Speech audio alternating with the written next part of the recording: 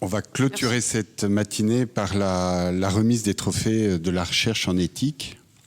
Cher professeur Sicard, merci d'être là, parce que je sais que vous avez un emploi du temps extrêmement serré. Merci encore de nous accompagner depuis tant d'années dans cette démarche des trophées. Pour commencer, je vous propose de nous raconter une histoire, l'histoire des trophées 2017, comment ça s'est déroulé, comment ça s'est passé.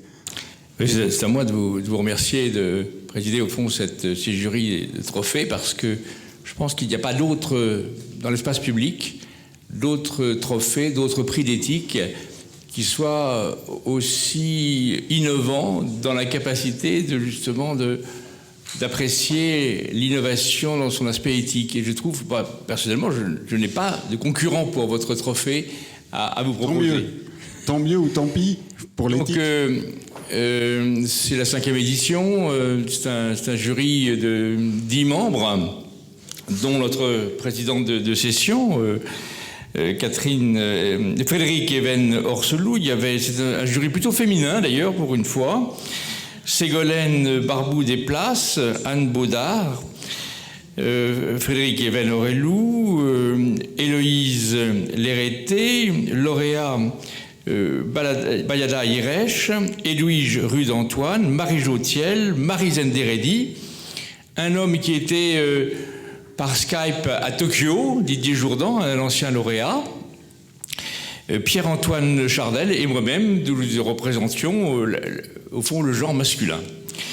Et dans cette réflexion qui a duré toute une matinée, où durant l'été nous avions reçu sur une vingtaine de livres, les membres du jury reçoivent 2 livres qu'ils lisent vraiment bien sûr complètement, et au fond on se rend très bien compte comment ce qui pourrait être au départ un peu une confusion où chacun défendrait, il y a 2 ou 3 livres qui sont apparus comme ayant creusé l'écart, mais creusé un écart majeur dans la mesure où ils apportaient, et c'est ça qui est intéressant dans un prix, quelque chose, une réflexion nouvelle, et qui n'était pas, malgré les sujets, fin de vie, big data, des sujets traditionnels qui étaient traités, mais qui n'apportaient pas quelque chose. Or, de façon unanime, les lauréats du prix de la recherche et le prix de l'enseignement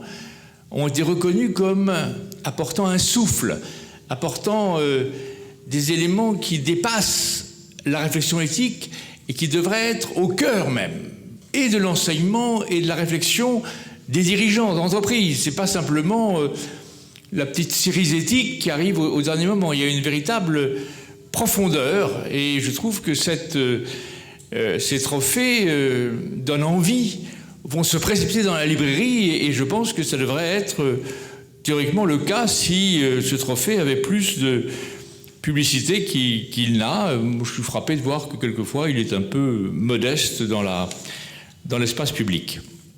Alors, il y a eu au départ, il y a 2 prix, un pour la recherche et un pour l'enseignement. Et on s'est très bien rendu compte très rapidement que c'était absolument impossible de séparer pour la recherche 2 livres. Et que, à la limite, si les 2 n'avaient pas été sélectionnés, nous nous serions mis en grève. Et donc, devant notre menace de chantage, on a accepté que ces 2 prix de la recherche aillent donc à 3 personnes. Le premier, c'est le sociologue, professeur à l'université de Louvain, Mathieu de Nanteuil. Je trouve que c'est d'autant plus intéressant que nous sommes saturés dans l'espace public d'informations sur le droit du travail, comme si, au fond, le droit du travail, le chômage étant la pire des calamités, c'est un drame, mais au fond, le droit du travail, les horaires, le nombre d'heures de travail finissaient par empêcher qu'il y ait une réflexion sur la justice au travail. Et le livre qu'il a écrit, Rendre justice au travail, au PUF, est particulièrement intéressant. Moi, je serais chef d'entreprise, je me précipiterais et je demanderais à mes collaborateurs, au fond, de réfléchir. Qu'est-ce que c'est que diriger une entreprise? C'est pas simplement de gagner de l'argent et d'avoir une croissance, mais que les gens qui travaillent aient le sens même. Au fond, d'être sans arrêt, ne pas coincer dans oui, si on travaille plus, on va pouvoir garder son travail. Si on s'aperçoit que l'entreprise est en train de contourner un petit peu la façon de procéder, j'appartiens actuellement à une commission nationale des lanceurs d'alerte et on est confronté à des personnels qui découvrent que la façon de travailler est très ambiguë. Et donc, au fond, le concept de justice au travail, le concept de reconnaissance cher à Ricoeur, au fond, le concept de sens même, au fond, de la justice au travail comme essentiel, parce que c'est une des activités qui finit par capturer la totalité de la vie, au détriment du sommeil, même de la vie familiale, etc. Donc, il y a une véritable réflexion très novatrice,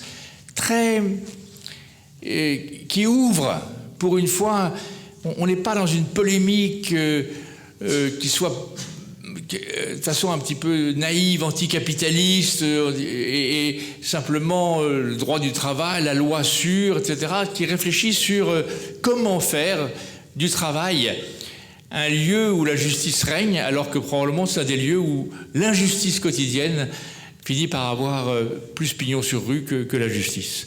Donc, Mathieu de Nanteuil, vous pouvez venir.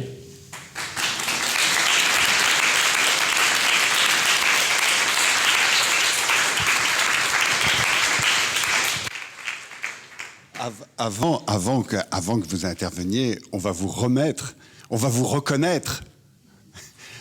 tout le travail que vous avez fait en vous remettant donc ce trophée et puis une contribution financière.